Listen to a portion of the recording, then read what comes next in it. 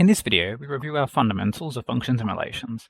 This includes stuff like domain and range, piecewise functions, inverse functions, all that jazz. Enjoy! Alright, let's make a start. So, as I was just explaining, we're going to do a Chapter 5 review for the Cambridge Unit 1 and 2 book. We're now looking at stuff, domain, range, inverses, all that sort of stuff, essentially. There were a few questions beforehand on like the tech-free stuff that were kind of like whatever, talking about interval notation things.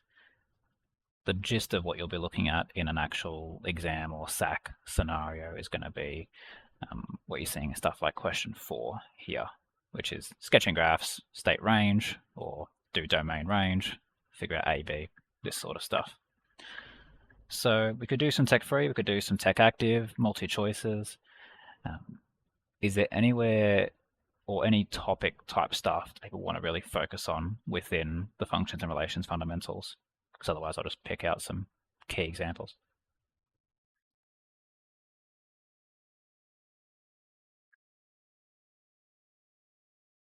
If not, that is fine. Starting with question 4. So sketch the graph, state the range. What's a good one to try? Let's play some hyperbola stuff. But h. So start writing that out. Got f of x is equal to 1 over x plus 2. I want to start sketching that. Welcome, Jessica. Just saw you joined. Just to briefly introduce what's going on here, you'll have a few different windows that you can click through. Just double check that you can see myself, the screen share with the book, and the screen share with the handwritten notes as well. Let me know if that's an issue, otherwise I'll keep going on with the class. But for the rest of us, 1 over x plus 2, how do we start sketching a graph like that?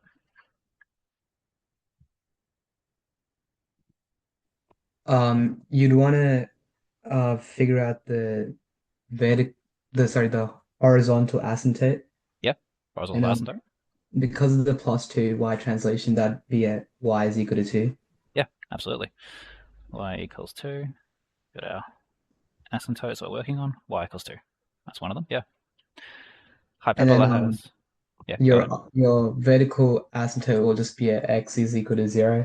Yeah, x equals 0. Because there's no x translations. Yep, that's correct. What else do I need for plotting this?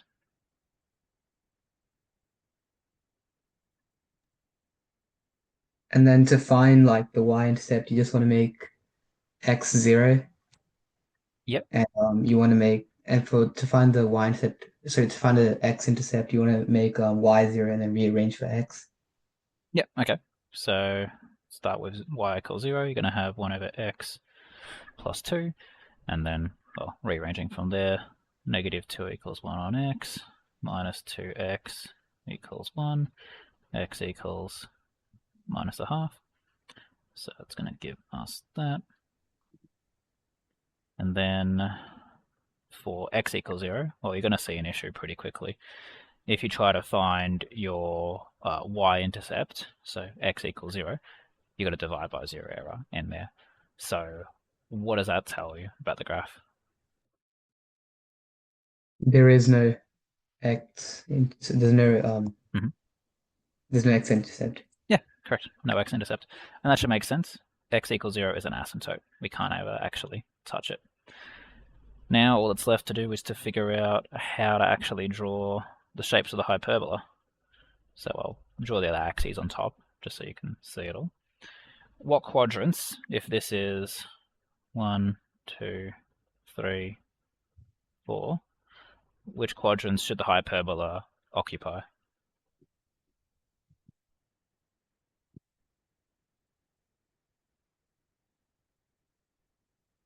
One and 3. Yeah, that's good, Pia.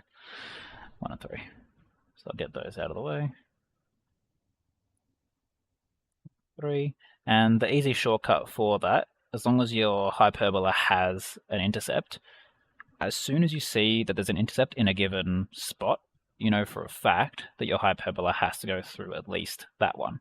And then from there, with your understanding of how hyperbolas reflect, you can then say, okay, I just flip it over to the opposite side quadrant. That's a quick and easy way of doing it. Otherwise, if you prefer a bit of a memory route, or as you get better at doing it, positives will always be in top right, bottom left. Negatives will always be in top left, bottom right. But okay, that's that one.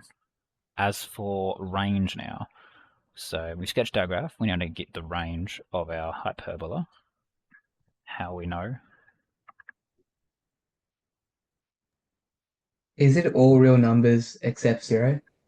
All the numbers except 0. So I mean, sorry, no. This is range, right? My bad. range, yeah.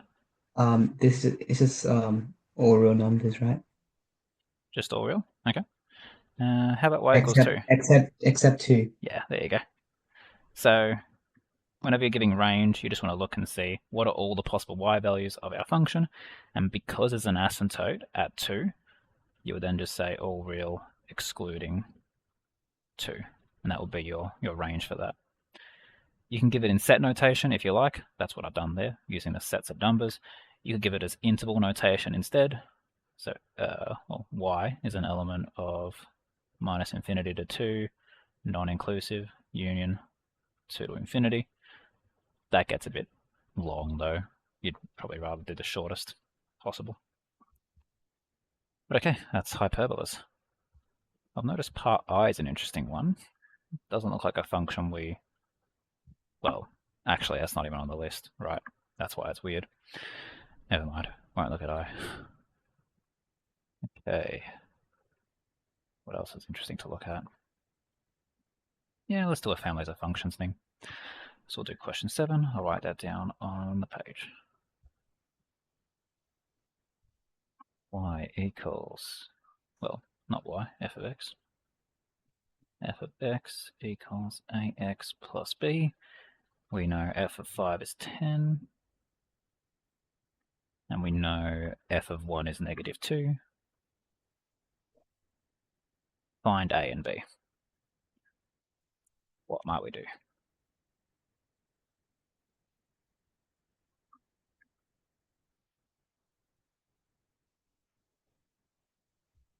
Make simultaneous equations by Simultaneous equation. solving the -2 and 5 for x.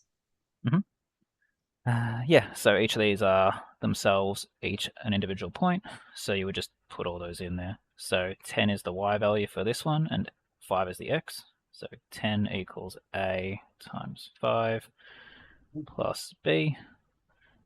So 10 is 5a plus b. And then you got the other one, which is the y is negative 2. So y is over there, and the x is 1. So a times 1 plus b, or negative 2 equals a plus b. There's your equation 1. There's your equation 2. So, simultaneously solving. What's that all about?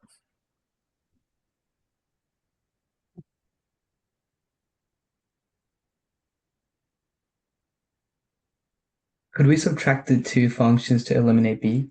Yep, absolutely. So, which direction do you want to go? 2 minus 1? 1 minus 2? 1 minus 2. Yep. It doesn't actually matter which way you do it. Both will kill the b. It's just it'll look a little bit different depending on which way you do it. So equation 1 minus equation 2 means you go term by term in equation 1 and subtract them from the corresponding term in equation 2. This will be 10 minus minus 2, so 12. 5a minus a, so 4a, and then b minus b, so 0. The whole point of elimination method, or doing that subtraction, is to cancel out one of those variables. From here, not too hard to see a equals 3. Once you have that, what are we doing with it?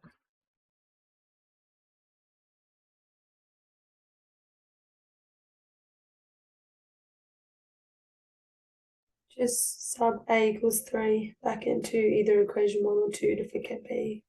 Yep. Which one seems a bit easier to use? B2. Yeah. I mean, it's personal preference really, but yeah. I would go equation 2 just because there's not a whole lot going on there. minus 2 equals 3 plus b, b equals minus 5.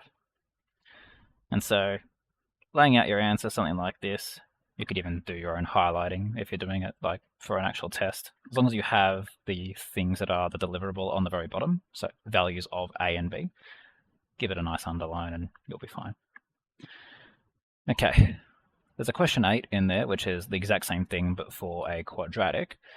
It doesn't end up being any different because they gave us the 0.00 there, which gives you c immediately. So it does end up being the same working out and the exact same approach. I think I'll leave that for there, unless anyone wants me to do that. Just put that in the chat or let me know. Otherwise, we'll do some maximal domain stuff. So I'll start writing that up. Okay, implied maximal domain. Back to hyperbolas apparently. 1 over x minus 2. Cool. So implied slash maximal domain for this hyperbola. Or even just any hyperbola. How do you know what the implied domain is?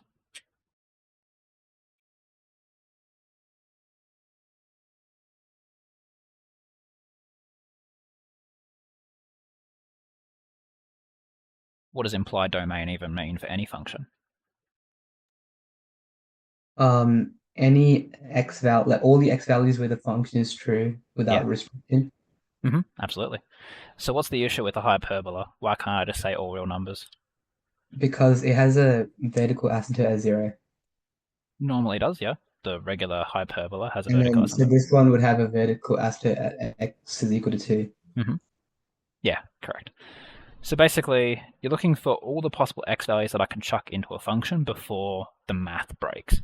In the case of hyperbolas or anything where you're dividing by something with an x in there, you're getting a divide by 0 error. And so if I were to sub in x equals 2 into this spot, divide by 0 error, bad. And so what we end up saying is your maximal domain, so domain x is an element of everything, but that x equals 2. Or you can think of it as shifting your hyperbola to the right by 2 is going to cause the asymptote to be at x equals 2. That's it. Next up, we've got a square root going on. Y equals square root of x. Yeah, why not? We'll do it. Square root x minus 2. That gave us the same sort of situation. So what's the deal with the root? How do we apply our understanding of maximal domains to this?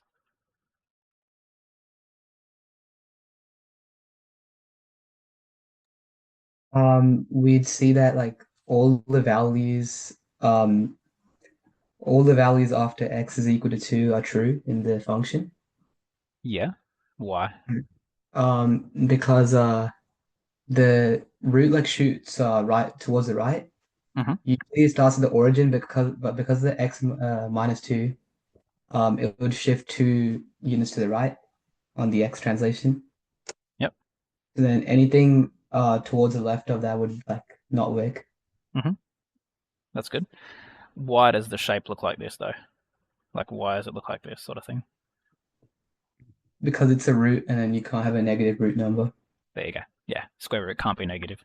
So the reason it has that shape at all, why there is nothing behind it, is because you can't have a negative inside of the root. And so it doesn't matter how complicated this root is, like this could say something like y equals square root of, I don't know, something even weirder, square root of sine x. Imagine that. Doesn't matter what's in there, as long as it has a possibility of going negative, you want to exclude that spot. That would be an interesting one, I imagine. Maximal domain of that. Crazy. But yes, so basically, you could do it graphically, yeah, for sure. If you know what all these graphs look like, then that's probably the best way of doing it because you just sort of see it immediately and you know what they are. But if the thing's more complicated, then you would go and say, okay, what's causing this to break? In this case, x minus 2 must always be positive, so x must always be greater than 2. I should say, or equal to, for the root specifically, because you can't have a 0 in there. Any questions? Let me know. Otherwise, we'll move on to the next one, which is... Okay, well, it's pretty much all roots at that point. Sure, let's go. Y equals square root 25 minus x squared. So here, a little bit harder of a graph. It is still taught, but not necessarily like required in Unit 3-4, or Unit 1-2 for that matter, actually. Just not really in a study design. What might we do here?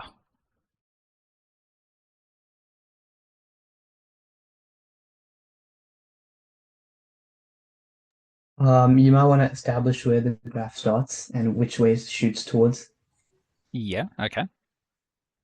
So, what might we do to figure that out? Since this is a negative root, that means it shoots towards the left. And then, Negative root. Oh yeah, on the you got a reflection term on here. Yeah, okay. yeah, and then since there's a plus 25 in the root, that means like you'd shift it left 25 units to start with. Kind of. So I get what you're trying to do, which is like look at all the transformation factors and determine what's going on there.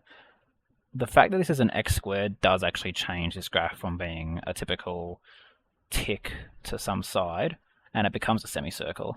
At least I think this one's going to be definitely a... Yeah, this one's a semicircle. And so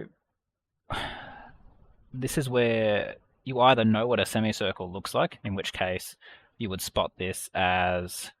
actually, what would this be? This would be a shift... Hang on. Radius 5 with no translations. I believe this would be a radius 5 with no translations, and you'd have... Which side is it? Yeah, anyway. It's not part of the study design for you to understand what the semicircle is. So my recommendation from then on is, again, go back to your first principles, which is you want whatever's on the inside of the square root to be greater than or equal to 0. And so from here, that becomes a bit easier to do because, well, maybe they're not so easy. Solving quadratic inequalities can be a bit tough because you don't necessarily just do your rearranging, because if you did 25 greater than or equal to x squared, when you go ahead and square root both sides, well, you'd have plus minus 5 on one side. This is a nonsensical statement. To say x is both greater than or equal to negative 5 and positive 5, it doesn't actually quite work that way. There is a way to still do it, kind of like this. So if you know it, let me know. Otherwise, what's a better way of doing this kind of inequality?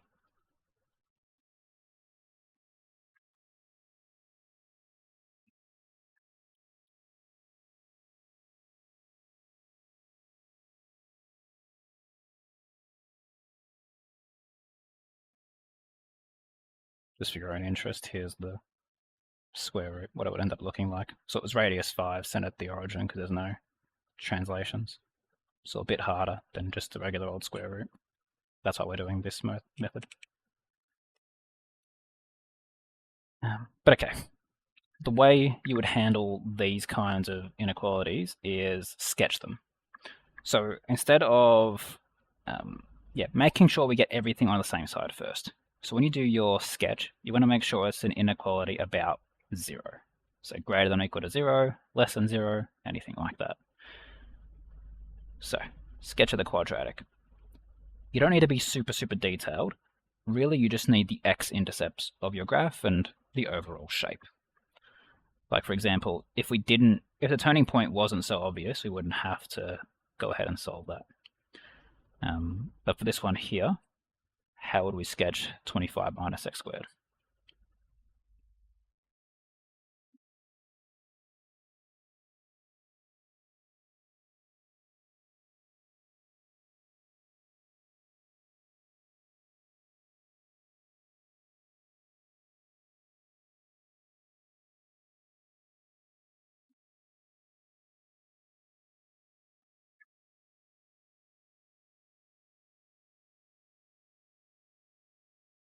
If I rewrote it like that, minus x squared plus 25.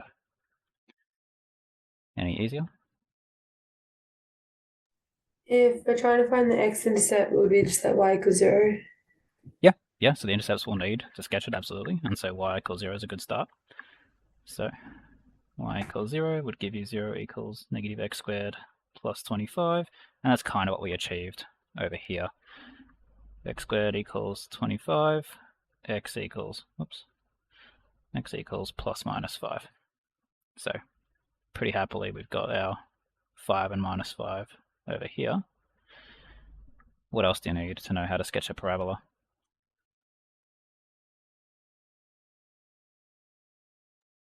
Y-intercept and turning point. Yeah. Yep. So y-intercept, it only just so happens to be the same as a turning point in this case.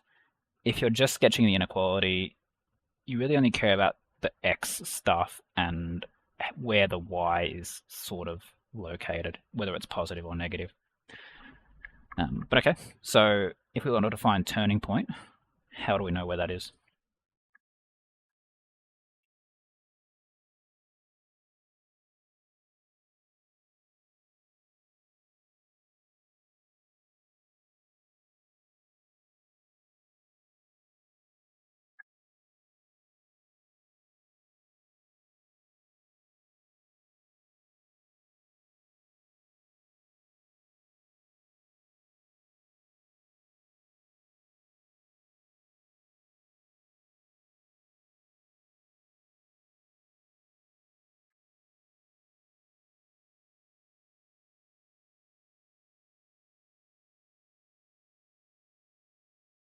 Anyone recognize that form of the quadratic? What does that tell us?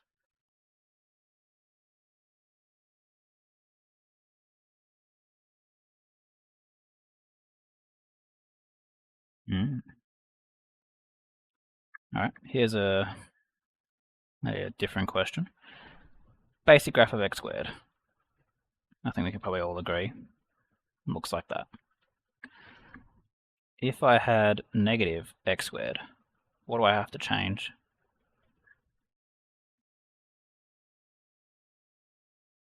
Make it shoot downwards. Yeah, shoot downwards. Okay. And now, if I were to add 25 to this, what do I have to now finally do to fix it up?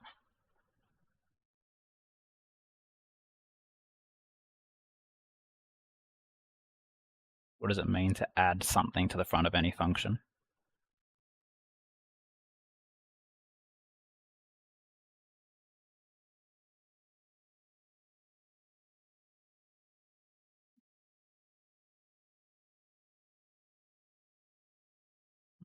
Okay.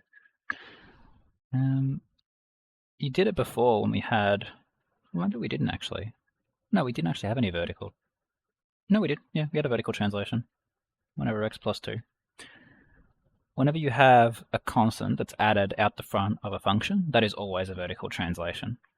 So when I'm putting a plus 25 out here, we're taking this graph that we had before and just shifting the entire thing up by 25 up there. That's really all that's happening. So when we go all the way back to where we were, we had our negative x squared plus 25. That means that we're shifting up that graph up to 25 there, and we know that it's pointing downwards. So we're doing that. So what I just demonstrated there was more of a, what do you say, breaking down the fundamentals of it. Really, what we're looking at is turning point form of a quadratic, but in the scenario where the h term is 0. There's no horizontal translation in here. You can imagine if h was 0, then this would break down to just x squared plus k, where k is shifting your vertical, the vertical of your turning point. But okay, that's how we sketch that quadratic. Now, the whole point of that was to figure out where is that thing greater than or equal to 0. This is essentially saying where is my y values greater than or equal to 0. So all we want to do is look, where is it when it's above the x-axis? For what x domain are we always above or equal to the x-axis?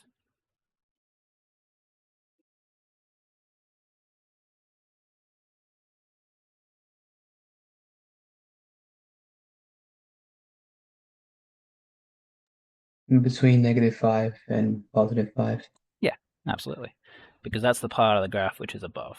And so that becomes a solution to the inequality between -5 and 5. And sure enough, if you were to sketch that, and if you were familiar with semicircles, you would see that it's between -5 and 5. The ticks aren't quite labeled, but 1, 2, 3, 4, 5.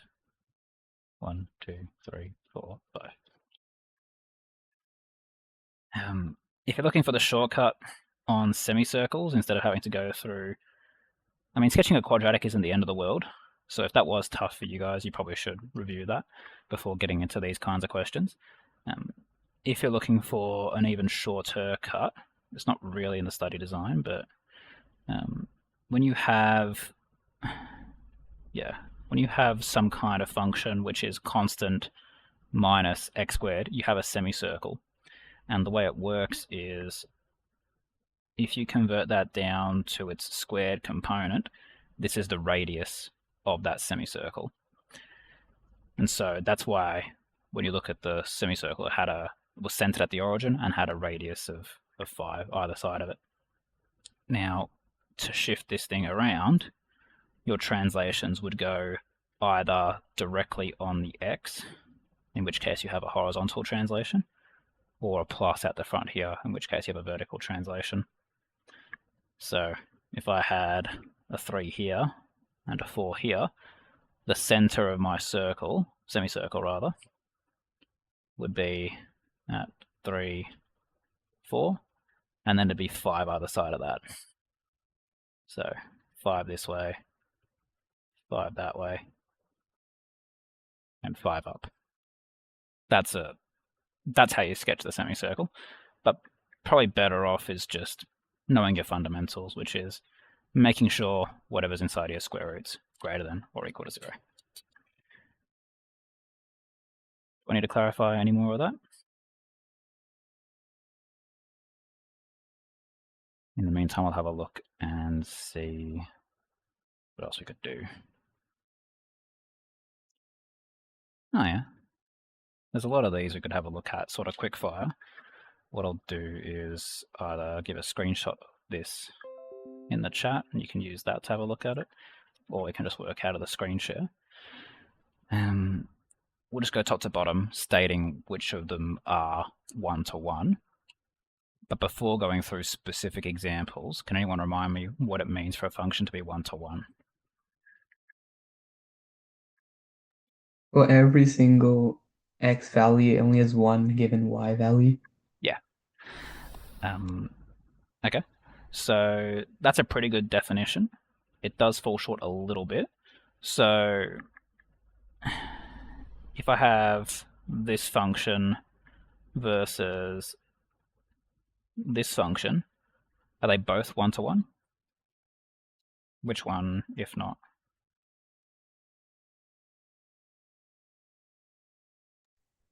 The linear one is one-to-one.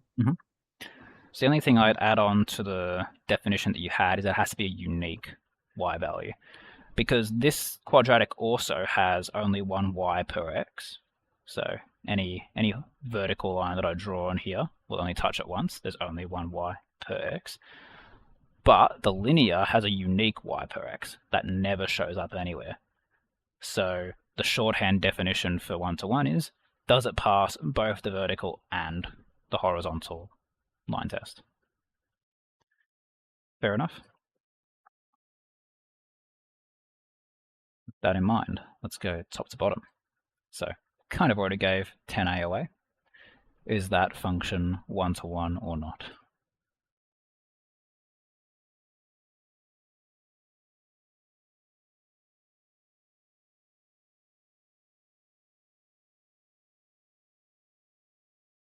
That's either on the screen share or in the comments.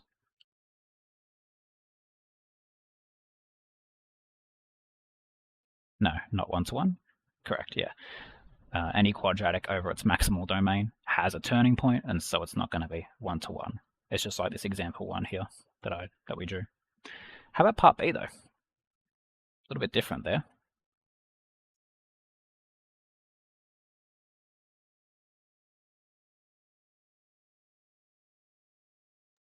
It's 1-to-1. It is 1-to-1. Yeah. Why is that? It's restricted at its turning point, so it would pass the vertical line test. Yeah, correct. And the horizontal line test. Yeah, that's good.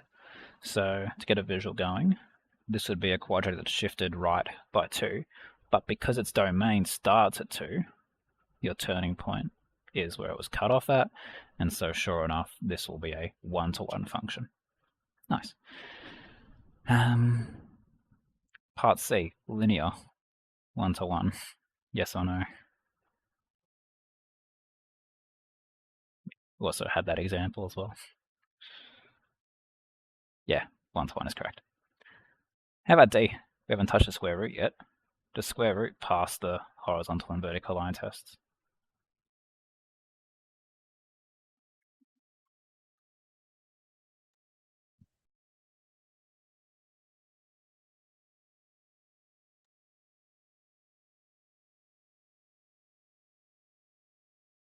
Is that the 1-to-1 function or not? I think you got out there a little bit, sorry.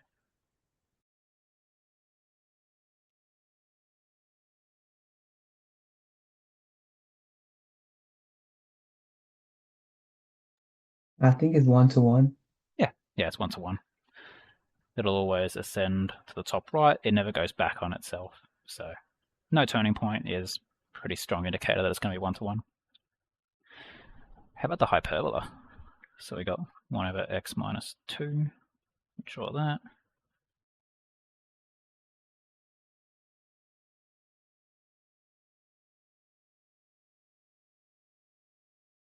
This is a 1-to-1. Yeah, it is 1-to-1 for sure. So the reason why is because there's no like wraparound that will cause it to fail a horizontal or vertical line test. Because it's got those asymptotes there, it does cleanly jump from one side to the other. Doesn't matter where I draw these vertical lines, it only touches any given quadrant of it only once. Same with if I were to do horizontal lines, only touches once. That's about it for all the unique ones there. There is a truncus in there, but yeah, you know what, why not? Part I, truncus. We'll finish that one off. Is this. Well, I guess it was shifted right. Try that again. How's that? 1-to-1 or not?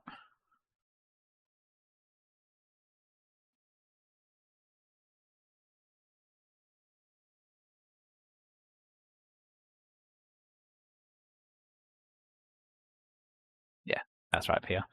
Not 1-to-1, because it's got its vertical line, sure, but horizontal line fails.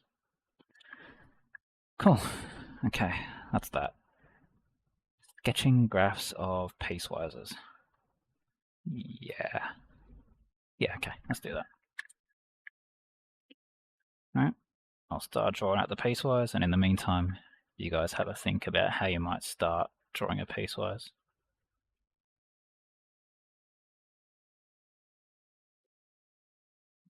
This one, squared, and 9, 0 to infinity, 3 to 0, and negative infinity, negative 3. Wait, what? Oh no, that's fine. It's going backwards for some reason, I just realized.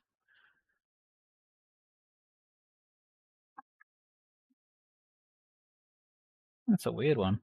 Usually I do in the reverse order of domain, but I guess they're doing it this way now. Alright.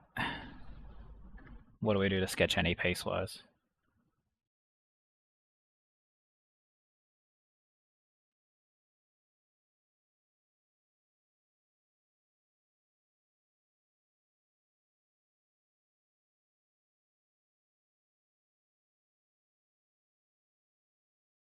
What even is a piecewise?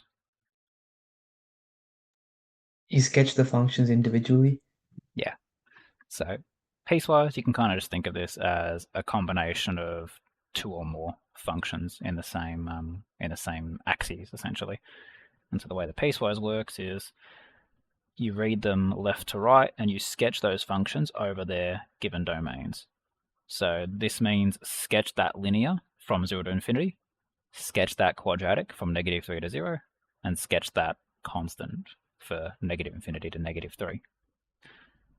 So the easiest one to draw is that constant. So we're going to do it from -3 to -infinity.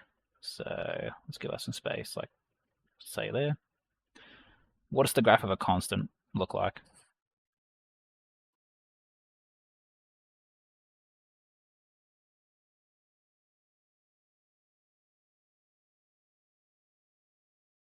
Straight line. Yeah, straight line. Absolutely. Reason why is because there's no like variance on it. It just is y equals 9 for the entire duration. Trying to figure out where I'd put the 9, just in case I don't give myself enough space. Let's put it up here. So y equals 9, and then what kind of dot are we putting here based on this domain? Is it a full circle? So full circle, or is it an open circle?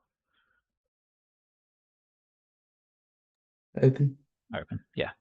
Whenever you have a rounded bracket, that's always going to be an open circle on that spot. But otherwise, constant value, y equals 9, you'd hopefully draw a more flatter horizontal line than I just drew then. Next up, x squared from -3 to 0. So we know for a fact we're going to cut it out at 0 there. How do I draw, how do I draw a quadratic?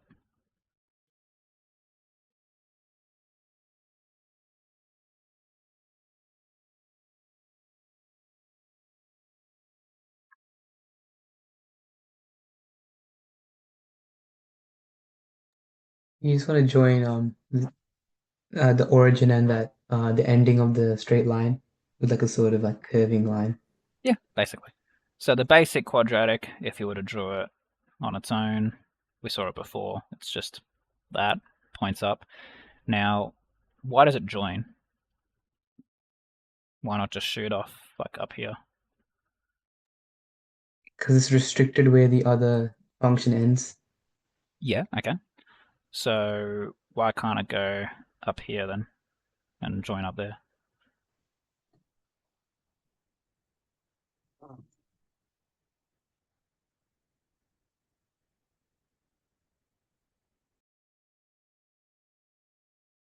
I think your mic might have broke. When you sub in that like x value, Mhm. The result is still like 9 for y. Yeah. So then that's why you'd still join it there. That's better. So yeah, the reason why it specifically joins there is because when you have this -3 in there, you're going to have f of -3 is -3 all squared, and -3 all squared is 9, which is why you're going to join up. It's a pretty wide parabola. Now, do I leave this as a white circle, open circle? What needs to change, if anything?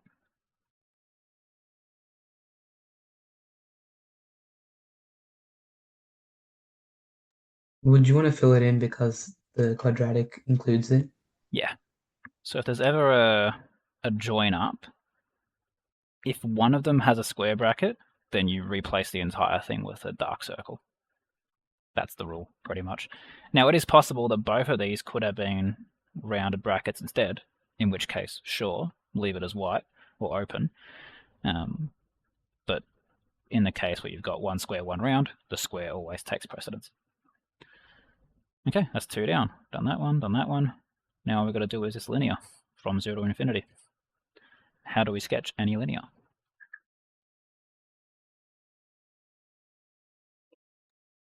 Establish x and y intercepts. Yeah, precisely. So you got y equals 3x minus 1. Y equals 0 gives you 3x minus 1. So x equals a third for the, put that there. And then the y-intercepts, well, you can just read that off the graph. That's just -1. Now we are sketching from 0 to infinity, which is good. So you're going to have this -1 down here. And well, yeah, all it is join the lines now. and that will shoot off forever in that direction. Only thing left is what's going here, full circle or open circle? Open circle. Open circle. This is meant to be a square bracket. My apologies if that wasn't super clear.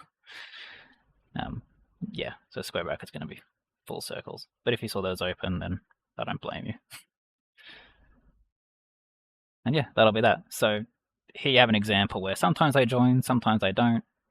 It's all going to be dependent on solving the endpoints of each of your functions. Or if you ever struggle with these, one thing I found that helps is just sketch the graphs as they are, like normally, lightly with your pencil, and then just rub out until you finish the domain. That's pretty much it. Okay, that's piecewise. We could do another, but these are quite long. So let's look at a different thing. Sketching those, nothing crazy there. Maxwell, yeah, we already looked at those. Looked at those.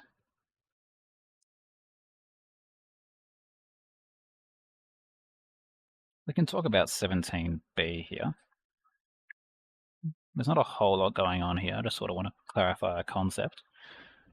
So if we had f of x is equal to 2x plus 5, and I said find f of p plus h, what do you do?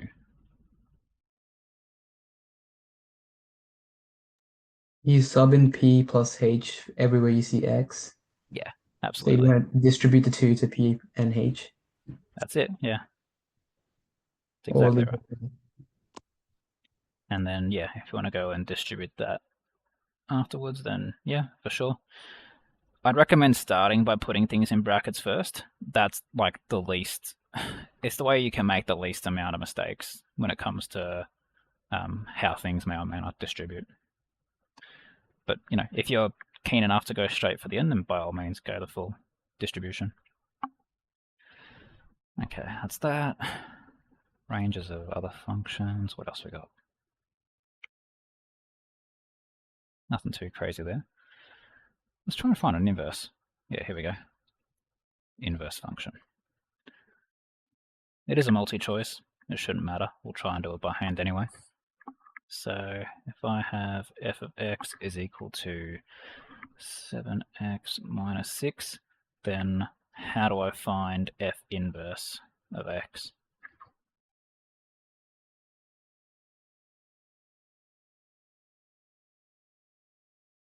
You swap x and y. Yeah, swap x and y, that's good. Then rearrange Mashed to it. get y as a subject. Absolutely. X plus 6 equals, I'll try that again, an actual 6 instead of a b. X plus 6 equals 7y. Y equals x plus 6 all over 7. Now, how do I tidy this up to make it like exactly what you should write in as a final answer? F inverse of x is equal to x plus 6 over 7. That's it, yeah. F inverse of x equals x plus 6 over 7, because it was asking us to find f inverse. If you give y as a final answer, the teacher will pretend they don't know what you're talking about and not give you the mark. Wait, Chris, before you solve this, would you have to say f of x, f inverse of x is let y equal f inverse of x, or yeah, should that be right? So that's the next level of it, by saying, okay, let's pretend f inverse of x is y. Then this is bulletproof. At this point, you've defined everything properly, and then, yeah, this is more bulletproof. Although usually people aren't this pedantic, but good point. Yeah. Yeah, that's that. F inverses is just swapping x and y and then rearranging for. Oh, actually, here's another. Yeah, I'll do an addition to that, which is this one is going to be defined for -2 to 3. Now, what do I have to do to find domain range of inverse?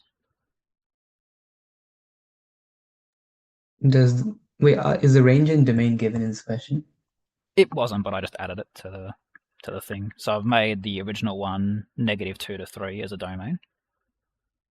Then like the range becomes the domain, and the domain, like the range of the original becomes the domain of the inverse, and the domain of the original becomes the range of the inverse. Absolutely. So off the bat, we can say range of F inverse. So range F inverse is definitely the -2 to 3 that I just put in there. There's still one thing left to do, which is figure out range of original. That way we can get our domain of the inverse. How do we get our range?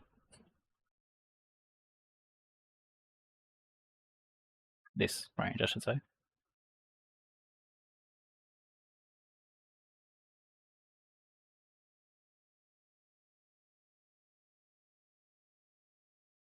Sketch the original? Yeah. Sketching it works well. So you can go for the full sketch, 7x minus 6. So y equals 7x minus 6. And we're doing it from, yeah, well, okay, we could just get some intercepts first. So y-intercept, -6, absolutely. And from there, it'll basically just do that. Now, we do want to cut this off, -2 and 3. So, having seen where this cuts off, yeah, no, that's fine to draw there.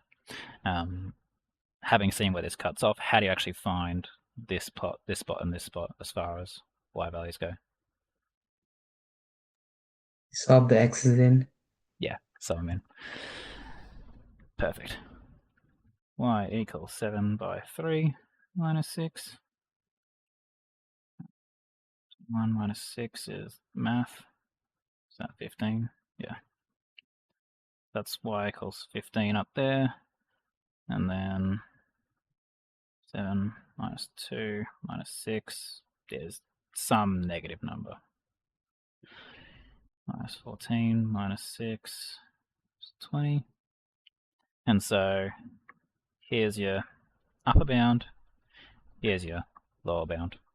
So a few things you could say. First would be range of f is -20 to 15, and you want to say inclusive because the because the domain was inclusive here.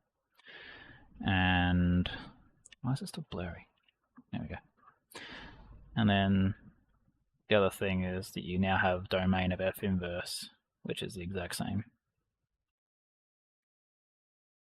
Sweet. Okay. There's some transformation stuff in here. That's not really functions and relations fundamentals though. It's weird.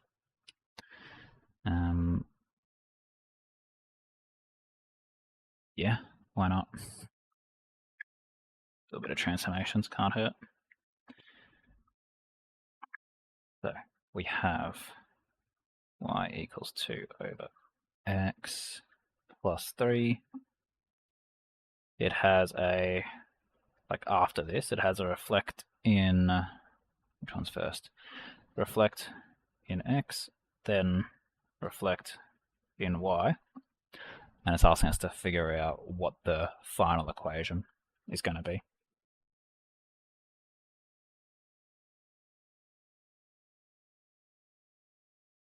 Can be a bit tough, especially when it's got like these multiple translations in here.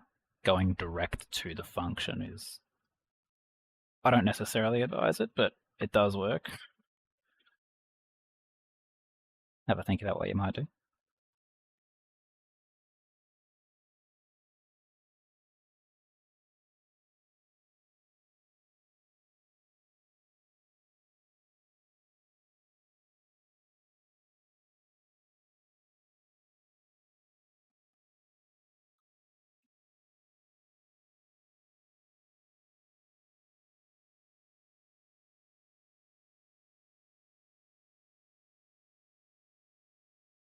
There's a couple ways you go about it. If you just want to work with what you're seeing at face value, a reflection in the x. So if I have any function, doesn't matter what it is, some squiggle up here, a reflection in the x just brings that mirrored down here. So basically all of the y values that were positive before are now negative.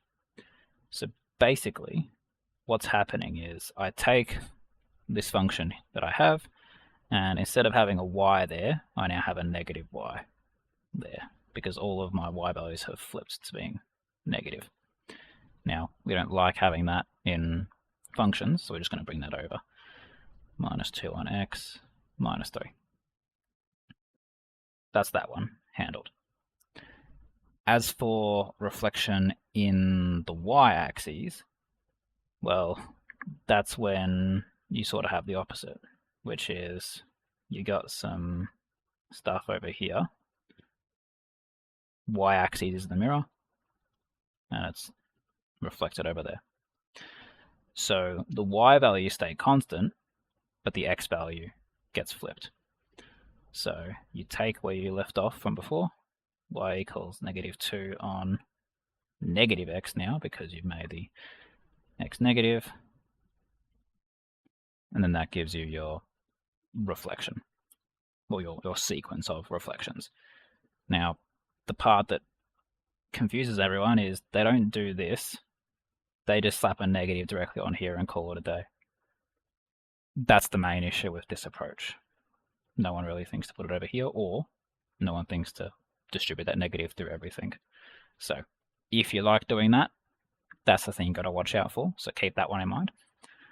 Otherwise, it doesn't end up mattering what function you have, you can treat it like a point form thing, which means, well, what do we have again? So it was y equals 2 over x plus 3 was our initial. We had the ref in x, then we had ref in y. So as far as the point form approach works, you're just trying to figure out what the mapping is from xy to x dash y dash. A reflect in x just means the y values are changing. So you're going from xy to now having x dash comma negative y dash. So the y values are flipping. And then the reflect in y portion, you tack onto this, and you're now putting the negative on the x this time. Now from there, that means that you have, well, probably shouldn't have put these dashes in there the whole time. It's a bit off, because what you need to be able to say is x dash equals negative x, y dash equals negative y, since that's the final point you're ending up with. From there, this describes your transformation, but to put it into any function y equals f of x, you need to rearrange for x and y on its own. So, because you're going to replace this x with whatever's left, and this y with whatever's left. So for us, that means literally just swapping the negatives over. It doesn't look any real different. X equals negative x dash, y equals negative y dash. Now from here, every y gets replaced with negative y, and every x gets replaced with negative x. So 2 over negative x. And you'll start to see the similarities as to where we were before. We had a negative on the y, and we put it over to this side, getting us to the exact same spot. Personal preference, which way you want to do it. I've found this works better for most people, just in my own experience of teaching it. Perfectly up to you which way you like working with things better. Anything in there I should clarify more, let me know. Otherwise I'll find something else we can do.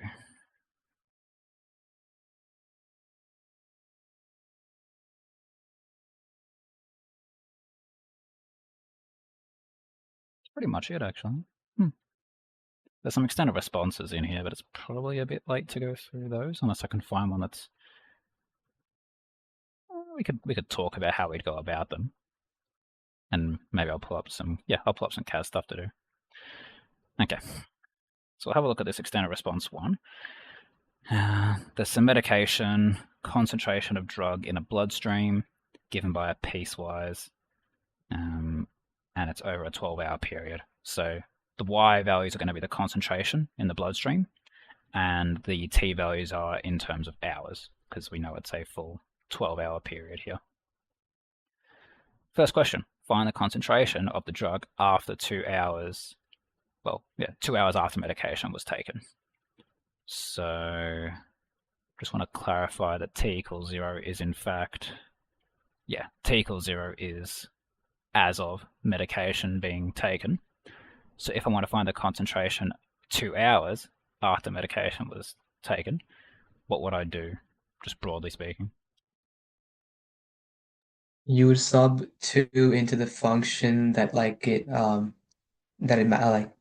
it falls into, and Yep. in this case it's the first function. Yeah, first function, right on the top.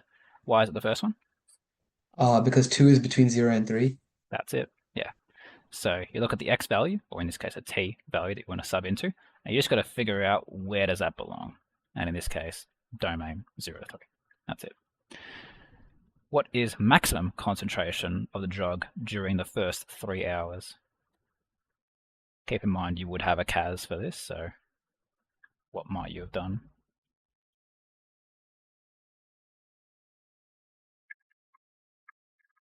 You might want to look at like the maximal range. Yeah. To sketching it. Yeah, Or... just give it a sketch. Easy done. So if we were to sketch this one, we'd have -5 bracket x minus 3 all squared. That is not the square button. That is plus 45. Change up the window settings just a little bit better. Okay, and it's first 3 seconds, so you could go ahead and restrict domain up here. I'm not really a fan of doing that because it kind of breaks how you handle it later down the road. So I would personally just go through and set up like a kind of fake boundary, kind of like this, just cutting it x equals 3. And for the way I've done that is just you go into your graph entry edit, it's this number 2 relation, and you just put in whatever you want at that spot. That's for the TI Nspire. I honestly don't really know what you would do for the Casio, so I might have to look up that later. There's definitely a way to do it though. But okay, because we know we're doing it from 0 to 3, we can see it's going to be that turning point there. So CAS tools can get you there absolutely, or you can just sub in x equals 3 because you know it's going to be the maximum. Okay, find the concentration of the drug 6 hours after the first medication was taken. Very similar to part A. What's the nuance there?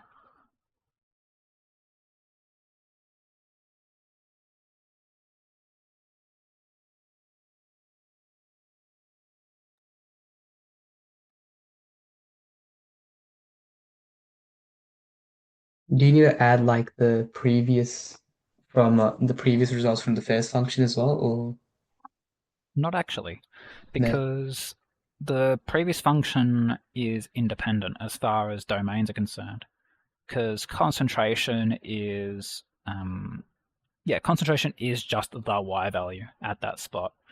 And so because this will only be defined over strict sections, then because you're looking at the drug 6 hours after medication, you're now in this boundary here. And so the concentration is going to be absolutely given by just the second function there. And that'll make more sense if you just sketch the piecewise as proper, but that's a lot to bash out on the CAS. Because yeah, you're just reading y values. So as soon as you see the word concentration, just immediately substitute y value for your own understanding there. A bit more of an interesting question. When did the patient take the second medication? Well, we'll ignore the second part of that. When did the patient take the second medication? This may have a trick answer. I don't actually know.